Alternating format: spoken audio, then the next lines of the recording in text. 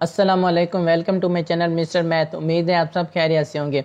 आइए चलते हैं अपनी क्वेश्चन की तरफ। A man sells his typewriter at 5% loss. If he sells it for 80 more he gain 5%। The cost price of the typewriter is. तो चलिए इस क्वेश्चन को स्टार्ट करते हैं। यहाँ पे मैं लेट कर लेता हूँ हमारे पास जो कॉस्ट प्राइस है, यहाँ पे मैं लेट कर लेता हूँ। कॉस्ट प्राइस हमारे पास x है, ठीक। अब उसने 5% लॉस के ऊपर बेचा है, यानी कि उसकी कॉस्ट प्राइस लॉस वाली कौन सी होगी। तो मैं यहाँ से कह दूँ लॉस 5% का, तो कितना है कॉस्ट प्राइस में से मैं माइनस कर दूंगा कॉस्ट प्राइस का 5%। तो ये हमारे पास आएगी लॉस पर, ये हमारे पास आ जाएगा लॉस 5% का। तो कितना हो जाएगा यहाँ पे x minus x 5 over percentage का मतलब 100 डिवाइड 100। यहाँ पे मैं एलसीएम लूँगा, यहाँ पर आ जाएगा 100, ये आ जाएगा 100x माइनस 5x आ जाएगा।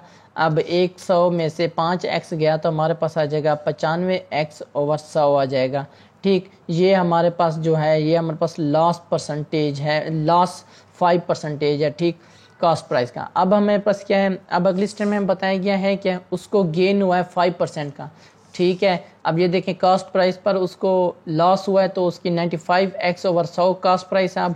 अब उसको गेन हुआ है 5% का, तो गेन वाला कैसे करेंगे, ज़ाहिर सी बात है यहाँ पे हमने माइनस किया है 5%, यहाँ पे हम इसी तरह हम इसको गेन में इसको 5% जमा कर देंगे तो क्या आएगा, यानी कि यहाँ पे अगर देखा जाए तो 100 जमा 5x तो 105 x ओवर 100 आ जाएगा। ये हमारे पास गेन 5% आ जाएगी, ठीक। अब देखें, अब क्वेश्चन में हमें कहा गया कि if he sells it for 80 more, यानी कि जो उसको लॉस हुआ है 5% का, ठीक, उसमें से अगर 80 जमा कर दो तो वो इक्वल हो जाता है गेन परसेंटेज के। अब मैं आपको यहाँ पे हमें गिवन कंडीशन दी गया है, गिवन दैट जो हमें दिया गया है वो बताया गया है कि लॉस परसेंटेज में से लॉस जो हमारे पास कॉस्ट प्राइस है उसमें अगर मैं जमा कर दूं 80 रुपये तो वो इक्वल हो जाएगा गेन के 5% ऑफ गेन के। इनके 5% ऑफ गेन हमने अभी निकाला है 105x ओवर 100 के।